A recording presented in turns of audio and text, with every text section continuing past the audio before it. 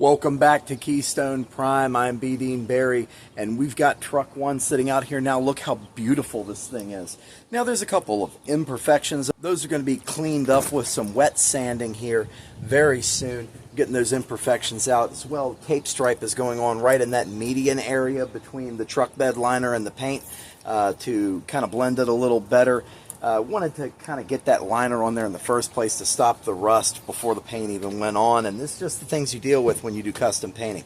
Now, the equipment of a chase vehicle is what makes a chase vehicle, and today we're going to turn it into a chase vehicle.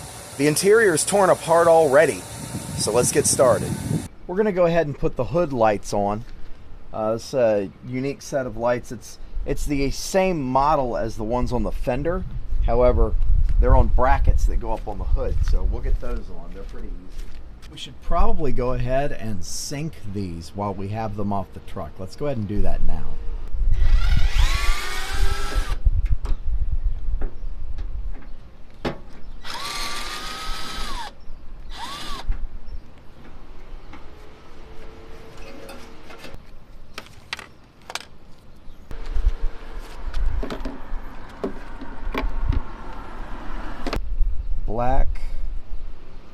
Black, shove these in the ground side, tie all the yellows together, tie all of the whites together, all of the reds together. All right, so this one and this one are going to flash together. So these two are together. These two are together.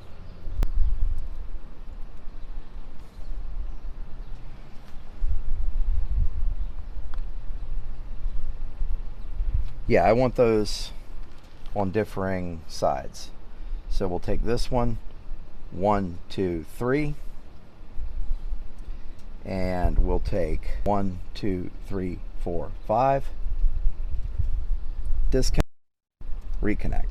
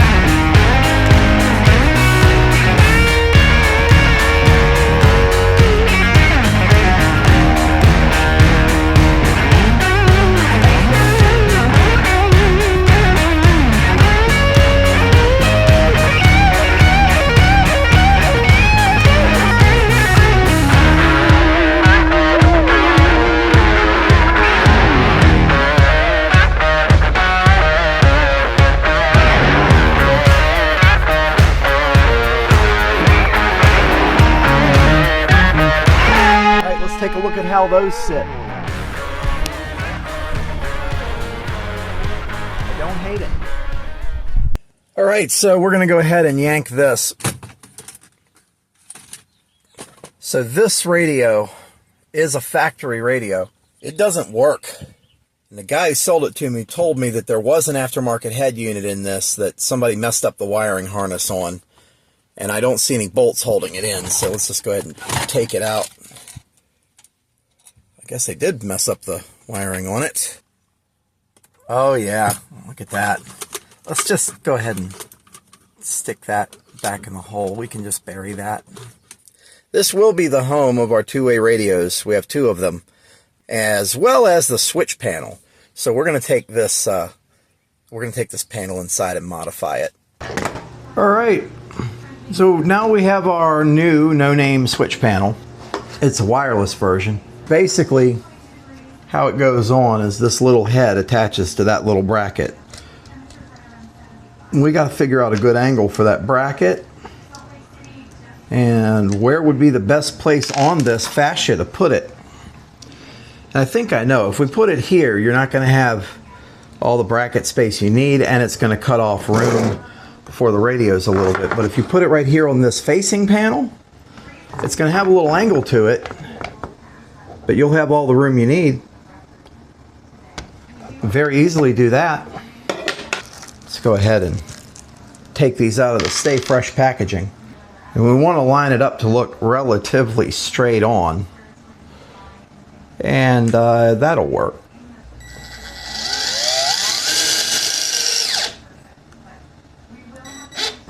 There we go.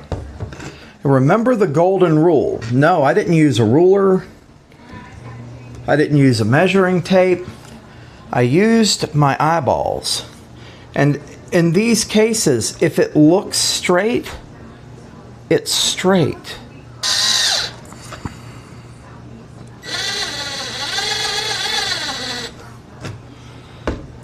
There we go.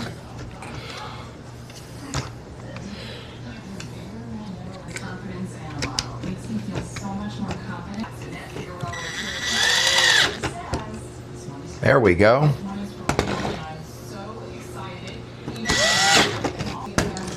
And we're going to need a hole for the USB cable to go through. Matter of fact, I'll put it right here by that stalk so we can just zip tie it straight to it.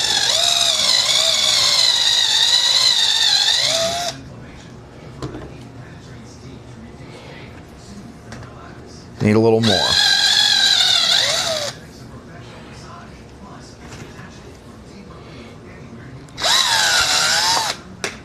There we go. Perfect. All right, so we got this great big ugly hole left right here. Now we have to figure out how we're going to fill that. We're going to fill that with a Yaesu FTM 7250DR and a Kenwood TK5820 UHF. But how do we mount it and how do we take up this space? Don't worry, we're going to show you. That's what I was going to do at least. However, the graphics came in, so we decided to do that instead.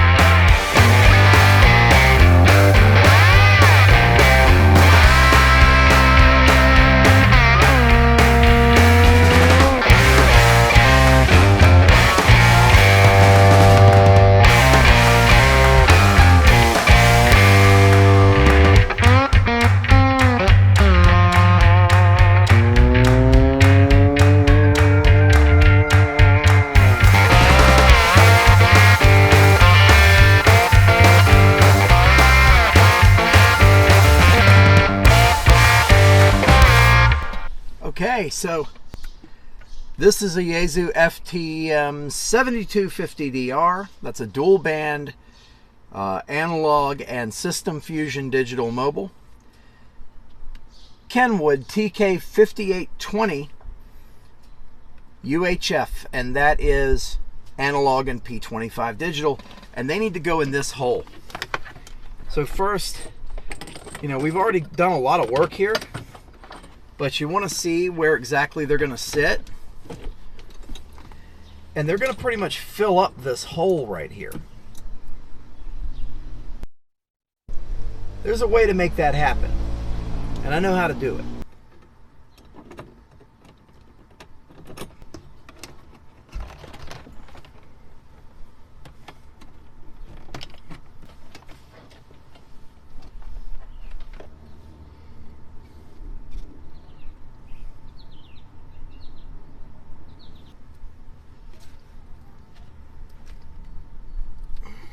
Well, that was an incredibly brutal install, but we got it in there.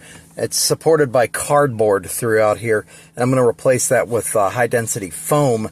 We're also going to get some ABS plastic from the shop, and we're going to go ahead and behind this panel, we're going to make a little trim so that you can't see the holes that are here. Seal that off, make it look factory stock. Okay, time to install the main control box for the switch panel, which is this little guy right here. It's wireless, and it's actually kind of compact. So all I need to do is find a place where I can install it that can fit it, and I think I found a place right there. See all this padding? Let's just get rid of that.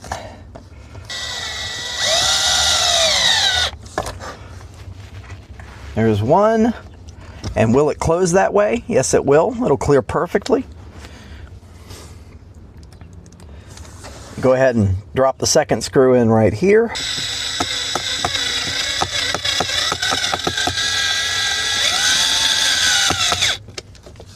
There we go. Good and solid. Closes properly. There's plenty of room for the wiring harness to clear. And it faces out. That's an ignition wire. It faces out so that I can change fuses and install the wiring. And that wiring will be going right through that firewall.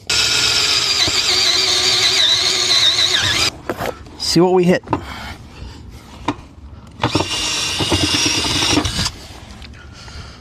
Alright, so I was in here last night doing some work, and here's all of your antenna leads coming through, including this big router lead for the 4G LTE antenna. And that is all going down the D-pillar here. We're going to route it all down the D-pillar. Got a lot going on in here right now. We're already starting to get some of these devices into place. So we have the 3-outlet plug sockets and the CB radio there. Antenna mounts. We're going to go ahead and glue these up with some RTV silicone so they don't leak.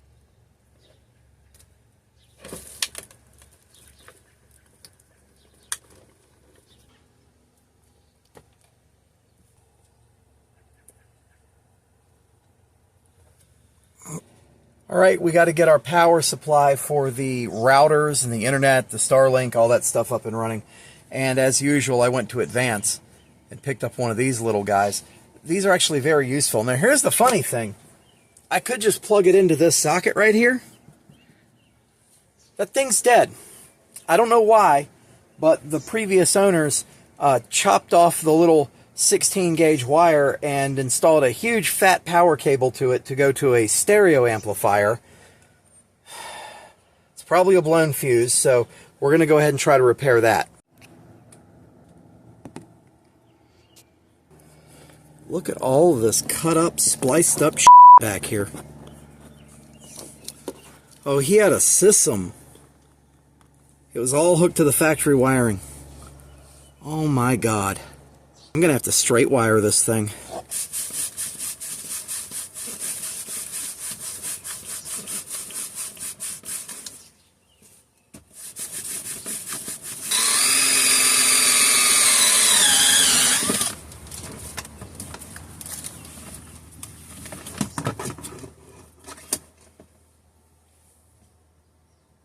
really don't like using double-sided tape to mount things, but this didn't even leave me with the option of holes.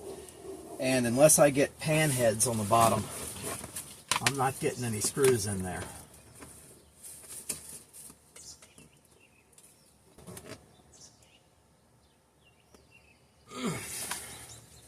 In place.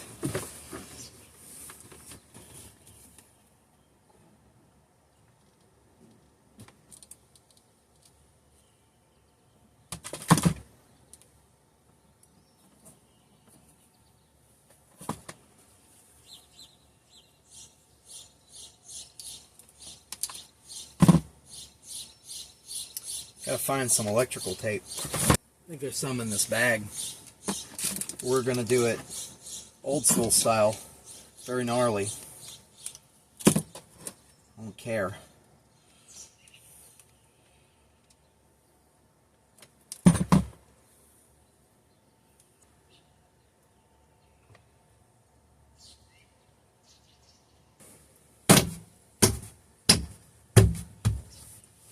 Do they work?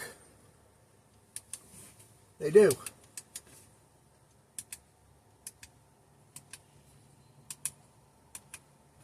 They all work.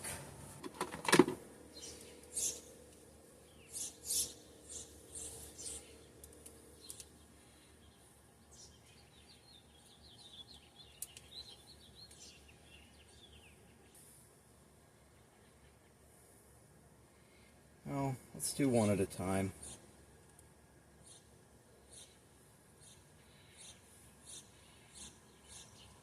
This power cord's going to a router from our potential future friends at Mobile Must-Haves. Telling you guys, way back in.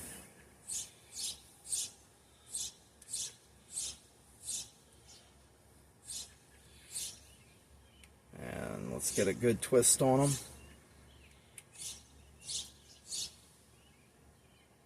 We made that.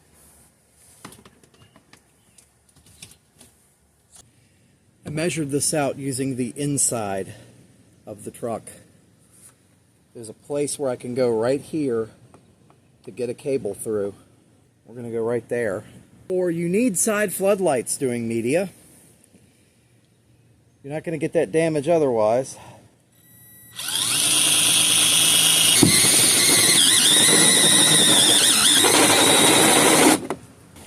Let's just shove that into the interior. This is why we have RTV. Shove all that inside. Let's get the sharp dangly bits out of the way, because I love getting sliced up on sheet metal.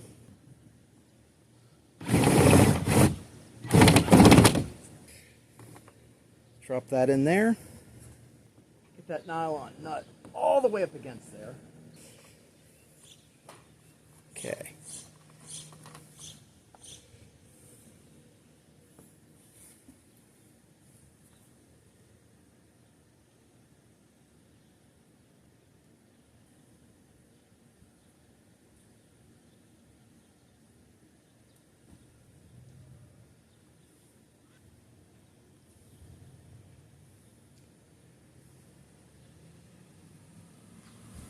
It doesn't matter what it looks like because it's on the roof. Who's going to see it?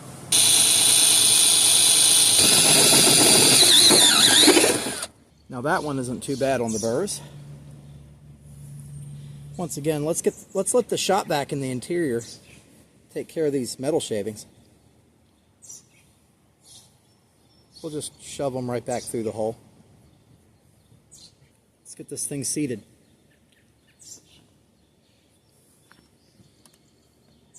Okay, that's in place. Now we RTV the shit out of that.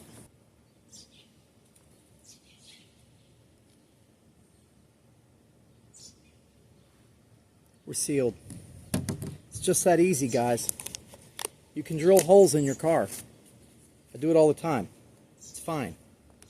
All right, and now the flood bars are on. Check this out. I've had these flood bars for at least 10 years. They have been on all of my chase trucks so far, except for truck 2. And with a few self-tappers, they are a part of the luggage rack now.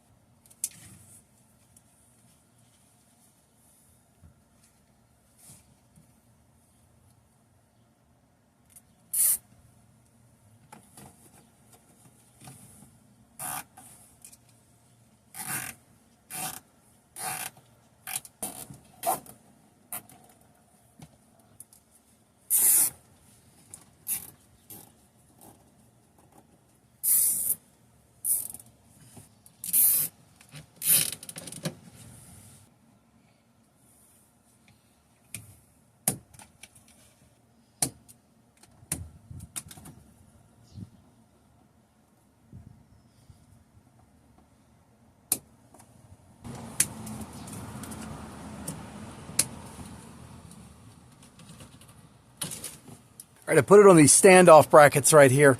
I'll be able to plop the headliner back in underneath of it, you know what I mean? And that will go seamlessly, I'm sure, with no problems. All right, we're to the questionable rat's nest stage of the build, where we've been doing electrical under this panel for a little while now. We're about to start buttoning all of this up, but we got to clean that up a lot more first. All right, we're getting the power itself in. There's that great big battery cable going up through that grommet in the firewall. We're going to go to this True Mods 200 amp switched relay, and that'll go off the ignition. Take a look at the other side. I got more than enough cable to be coming up out of there. We're going to do a circuit breaker in the line like right over here, and then it's going to go to the positive battery terminal. All right, as you can see, the sun's going down. We are racing the clock. We have the main circuit breaker in. We're just going to connect to battery. Now, there's a lot left undone. However, what we have managed to do under the dash is get things cleaned up quite a bit. And tomorrow, I believe, we will be complete and we'll be reinstalling the interior. All right, we got more of the control wiring and the control system going in. This is all of the flood lighting and the rear emergency lighting. We're going to go up to this box here, which is being plumbed currently. And we're going to come back right after we get it hooked up. Okay, now we're putting the interior back together. We finished up the wiring. Everything's cleaned up. We'll give you a little demonstration here in a second, but we got to put some of these kick panels back.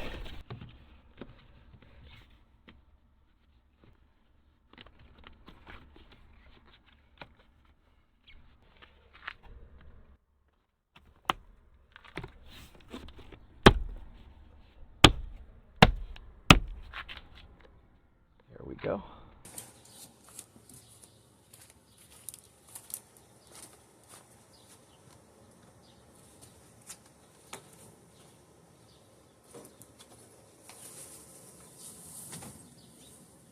It was about here that I once again figured out the camera had died.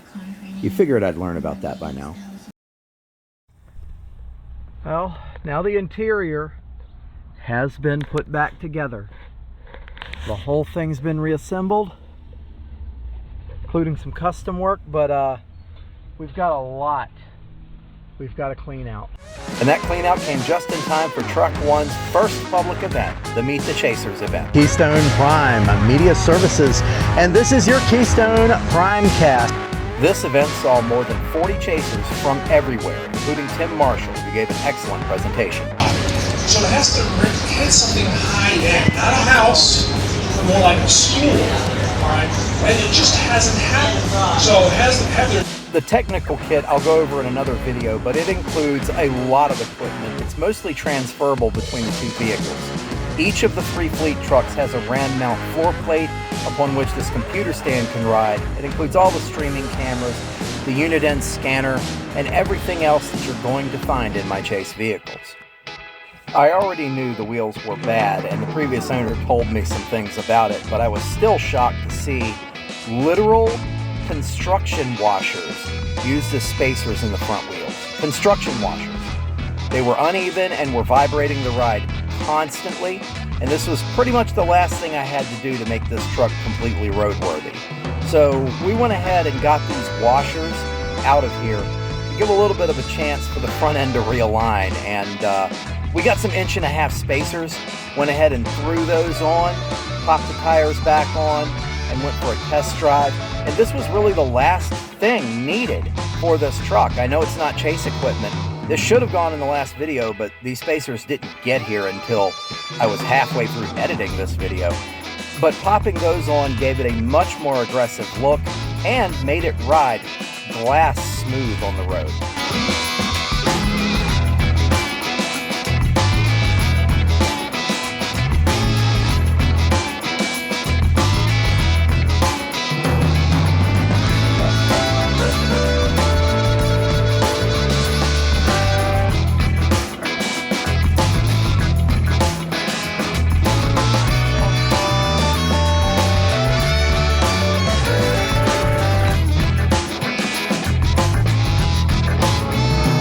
I should also mention that the tracks were unequal.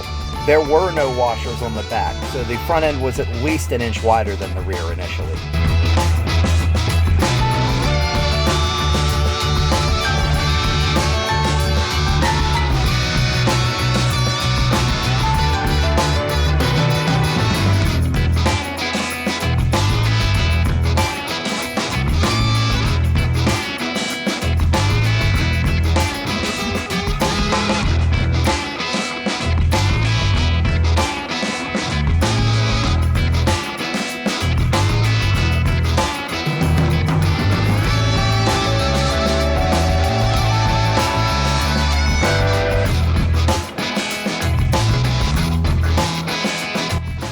And with all of this done, I'd like to introduce you guys to Truck 1.